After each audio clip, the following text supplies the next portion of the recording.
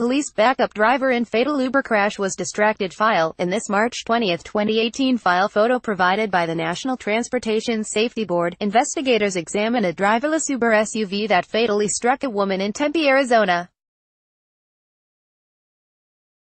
An Arizona police report says the human backup driver, the Uber autonomous SUV, was streaming a television show on Hulu just before the vehicle struck and killed a pedestrian in March.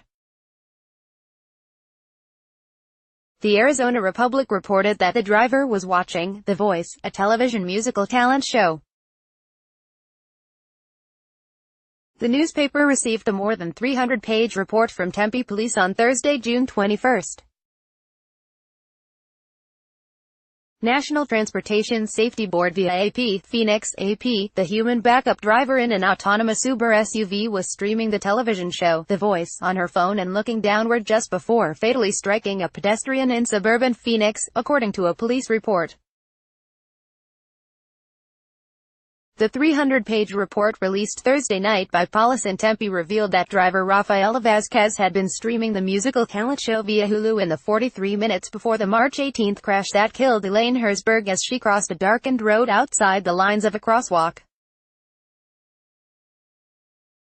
The report said the crash, which marks the first fatality involving a self-driving vehicle, wouldn't have happened had the driver not been distracted. Dash camera video shows Vazquez was looking down near her right knee for 4 or 5 seconds before the crash. She looked up a half-second before striking Herzberg as the Volvo was traveling about 44 miles per hour. Vazquez told police Herzberg came out of nowhere, and that she didn't see her prior to the collision. But officers calculated that had Vazquez been paying attention, she could have reacted 143 feet before impact and brought the SUV to a stop about 42.6 feet before hitting Herzberg. This crash would not have occurred if Vazquez would have been monitoring the vehicle and roadway conditions and was not distracted, the report stated. Tempe police are looking at a vehicular manslaughter charge in the crash, according to a March 19 affidavit filed to get a search warrant for audio, video and data stored in the Uber SUV.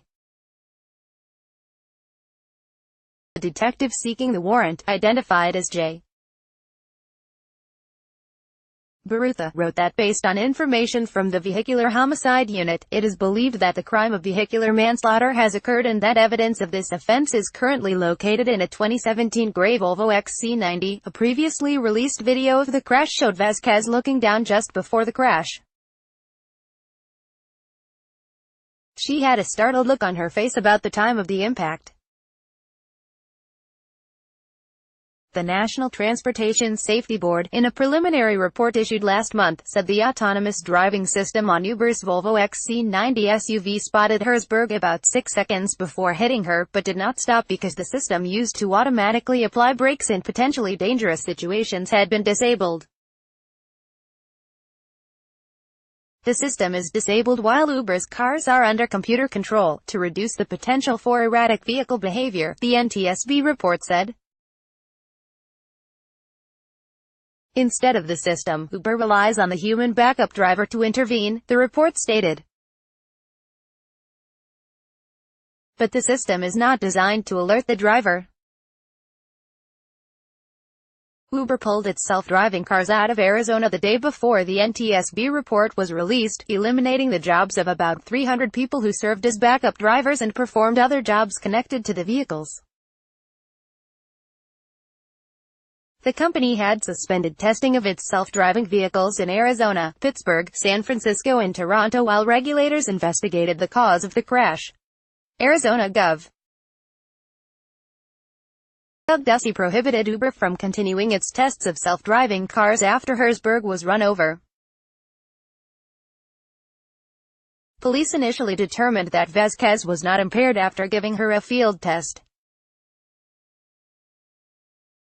Analysis of video taken from the vehicle shows Vazquez looked downward 204 times in the 11.8 miles traveled before the crash. While the SUV was in motion, Vazquez averted her eyes away from the roadway nearly a third of the time, according to the report. Sometimes, her face appears to react and show a smirk or laugh at various points during the times that she is looking down, the report said. Her hands are not visible in the frame of the video during these times. Attempts by the Associated Press to contact Vazquez through email and phone numbers on Friday weren't successful. Cristina Perez-Hesano, a lawyer for Herzberg's daughter and husband, and Pat McGroder, an attorney representing Herzberg's mother, father and son, declined to comment on the police report. An Uber spokeswoman said in a prepared statement Friday morning that the company is cooperating with investigations while it is an internal safety review. We have a strict policy prohibiting mobile device usage for anyone operating our self-driving vehicles. We plan to share more on the changes we'll make to our program soon, the statement said. Use of a mobile device while an autonomous vehicle is moving is a fireable offense, and this is emphasized on an ongoing basis, the statement said. After the crash, the ride-hailing company said it did a top-to-bottom safety evaluation, reviewing internal processes and safety culture. Uber also said it brought in former Transportation Safety Board Chairman Christopher Hart to advise the company on safety. Both Vazquez and Uber could still face civil liability in the case, Uber for potentially negligent hiring, training and supervision, said Bryant Walker Smith, a University of South Carolina law professor who closely follows autonomous vehicles. Vazquez could be charged criminally, and if there's evidence that Uber or its employees acted recklessly, then charges against them are possible, Smith said. But charges against the company are not likely, he added. This should not have happened in so many ways and on so many levels, Smith said. This report, if true, makes things worse. And obviously it would not look good to a jury. Uber settled quickly with some of Herzberg's family members, but others have retained legal counsel.